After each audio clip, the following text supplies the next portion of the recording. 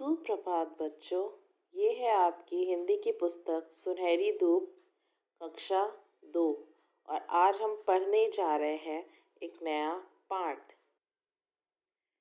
पाठ 6, page number 44। Bruno मिल गया। जैसे कि आप देख सकते हैं, इस पाठ का नाम है ब्रूनो मिल गया। मतलब शायद कोई खो गया था जो वापस से मिल गया है। आप देख सकते हैं यहाँ कुछ पिक्चर दिए हुए हैं, कुछ चित्र दिए गए हैं जिसके जिसके कारण हमें कहानी बताई जा रही है। आप इस चित्र को देखकर भी कहानी कुछ थोड़ा बहुत आप समझ सकते हैं। जैसे आप देख सकते हैं, यहाँ एक बच्चा है जो एक कुत्ते के पास है, वो उससे बहुत प्यार करता है। फिर आप इसमें देख सकते हैं कि कोई मुंह बंद करके कोई आदमी उसे लेके जा रहा है कुत्ते को। फिर देखिए कुत्ता वापस आया, गेट के पास है, और अंत में ये माँ है और ये कुत्ते को फिर दूध पिला रही है। अब हम देखते हैं कि क्या होता है इस पाठ में। ये देखिए बच्चों, ये पाठ एक कहानी की तरह नहीं, ये पाठ एक पत्र की तरह लिखा गया है। ये पाठ एक पत्र की तरह लिखा गया है। जैसे हम किसी को चिट्ठी पत्र लिखते हैं, वैसे लिखा गया है। अब देखते हैं इस पत्र में कौन किसे पत्र लिख रहा है और उसमें क्या बताया जा रहा है। 140 गोमती नगर, लखनऊ, उत्तर प्रदेश। दिनांक ये है वहाँ का पता। आदरणीय दादाजी, सादर प्रणाम। तो कोई बच्चा लिख रहा है अपने दादाजी को, उसने लिखा आदरणीय दादाजी, सादर प्रणाम। प्रणाम कर रहा है वो दादाजी को। आप देख सकते हैं इसमें कि वह पत्र लिख रहा है इस चित्र में। दादाजी, आपको याद होगा जब आप पिछली बार हमारे घर आए थे तो हमारे घर में एक पालतू कुत्ता था। मेरा प्यारा कुत्ता ब्रूनो 1 वर्ष का था। जानते हैं, 5 दिन पहले उसे कोई चुरा कर ले गया। मुझे बहुत बुरा लगा। वह बच्चा अपने दादाजी को लिख रहा है पत्र, और उसमें यह लिखा है उसने कि अगर आपको याद होगा तो जब आप हमारे घर आए थे दादाजी, तो हमारे घर में एक कौन था? पालतू कुत्ता। पालतू मतलब जो घर में रहता है, वो कुत्ता था जिसका नाम ब्रूनो था, और वह 1 साल का था। और 5 दिन पहले ही उसे किसी ने चोरी करके घर से ले गया है, और उसे बच्चे को बहुत ही बुरा लग रहा था। उसकी याद में रो रो कर मेरा बुरा हाल हो गया था।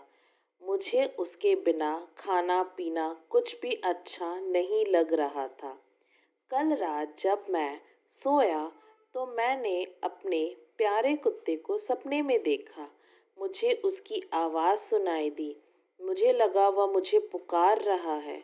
मेरी नींद खुल गई। आवाज़ सचमुच आ रही थी। मैंने तुरंत मम्मी को उठाया। मम्मी ने जैसे ही दरवाज़ा खोला, मेरा प्यारा ब्रूनो दौड़ता हुआ मेरी ओर आया। वह मेरे पैरों से चिपक गया। उसे वापस पाकर मेरी खुशी का ठिकाना नहीं रहा। मैंने झट से उसे गोद में उठा लिया। माँ ने उसे कटोरी में दूध पीने को दिया।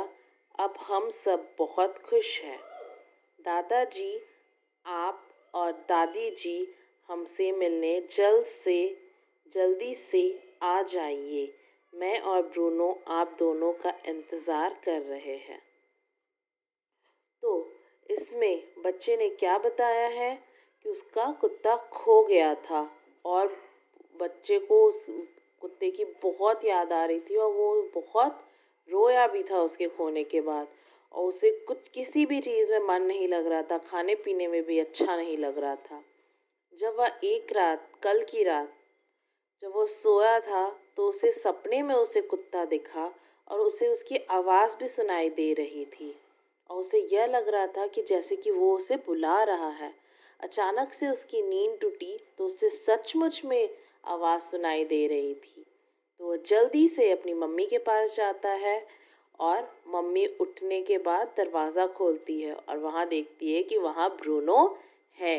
ब्रूनो दौड़ के आता है और इसके पैरों से लिपट जाता है और ये जल्दी से उसको गोद में भी ले लेता है क्योंकि ये बहुत ही खुश हो गया था ब्रूनो को देखकर।